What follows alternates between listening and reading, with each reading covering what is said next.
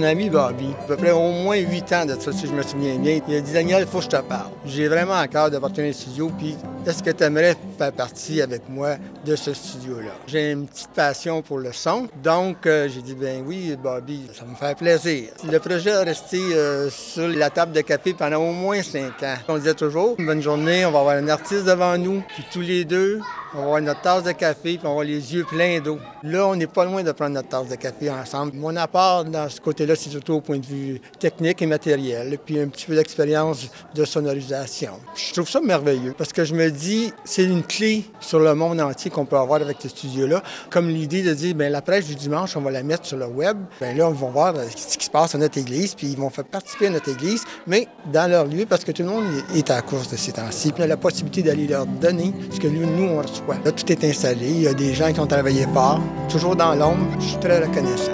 Bien, moi, je suis arrivée tard dans le projet. Hein. Ma mère puis Régis, ils me parlaient de ça, le studio. Sachant que je suis designer, elle dit « Qu'est-ce que t'en penses de ces couleurs-là? » Finalement, à force de m'inspirer sur Internet des autres studios, ils ont été fins parce que des fois, j'amenais des idées c'est comme « T'es-tu sérieuse, là? Tu veux faire ça? » Un plafond foncé, ça ferait vraiment un bel effet. Ça fait une belle ambiance. Passer plusieurs heures dans ce studio-là, oublier un peu que c'est un sous-sol, oublier aussi que c'est dans un magasin d'entraide, de rentrer puis de se sentir à l'aise, travailler plusieurs heures, pas trop funky comme couleur, pas trop déprimant non plus. Je pense que ça a amené une petite touche qui a fait du bien au reste.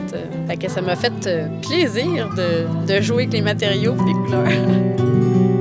Moi, j'ai été contracteur électricien pendant 22 ans. 2 passionnés m'ont approché pour un beau projet. Puis moi, je suis un gars d'église. Moi, j'aime que l'Église, il y ait toutes sortes de possibilités. Quand c'est pour l'œuvre du Seigneur, je veux participer. Puis avec 2 passionnés, c'est encore plus le fun, une belle équipe. J'ai donné ma petite participation dans ce projet-là. Puis je suis content d'avoir participé. Comme mon frère disait, j'ai hâte de voir les fruits de ça.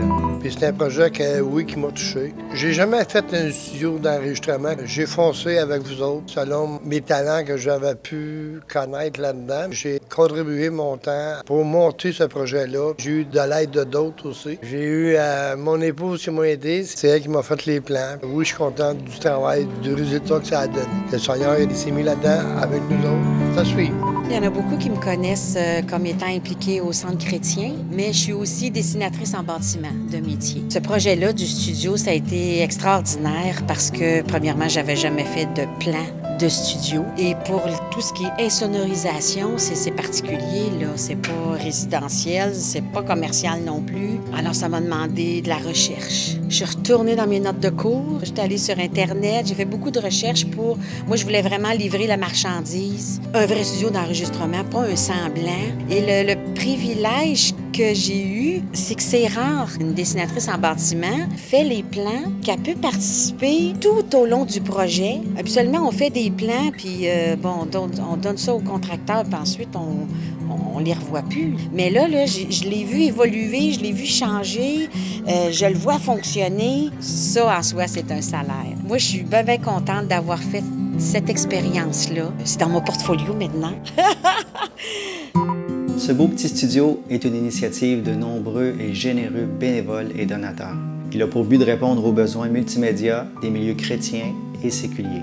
Comme disait Daniel, l'idée d'avoir un studio multimédia qui nous permettrait de mettre les milieux séculiers et chrétiens en commun, de pouvoir être un point de contact avec la communauté artistique séculière, date de très très longtemps. Je suis bien content que ce soit enfin une chose réalisée. Maintenant, tout ce qui reste à faire, c'est aller rejoindre les gens. Déjà, quelques jeunes artistes sont venus produire ici. C'est vraiment mon cœur de pouvoir utiliser nos ressources pour pouvoir entrer en relation avec les gens, puis exercer une influence musicale, puis une influence au point de vue aussi du texte, des paroles, une influence artistique. Ce studio multimédia, pourquoi c'en est un multimédia? C'est qu'on peut faire de la production audio et de la production vidéo, et ça nous permet de pouvoir utiliser le contenu de l'Église, le mettre dans des capsules multimédia, son image-texte, et de pouvoir les diffuser sur le web. Pour les gens des milieux chrétiens, on pourrait dire traditionnellement que c'est de l'évangélisation virtuelle. Le multimédia nous permet aussi de communiquer avec tout le temps la même force, le même impact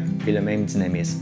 Le studio ici de Source de vie va être utilisé par l'équipe principalement de Studio B Music and Movies. Bien sûr, qui dit production musicale, production vidéo, réalisation, dit aussi budget. Un des objectifs que nous nous sommes fixés avec le studio de Source de Vie, c'est de permettre à des gens qui ont du potentiel, mais qui n'ont pas nécessairement toutes les ressources financières disponibles, de pouvoir quand même passer par le sentier de la réalisation et arriver avec un produit en bout de ligne.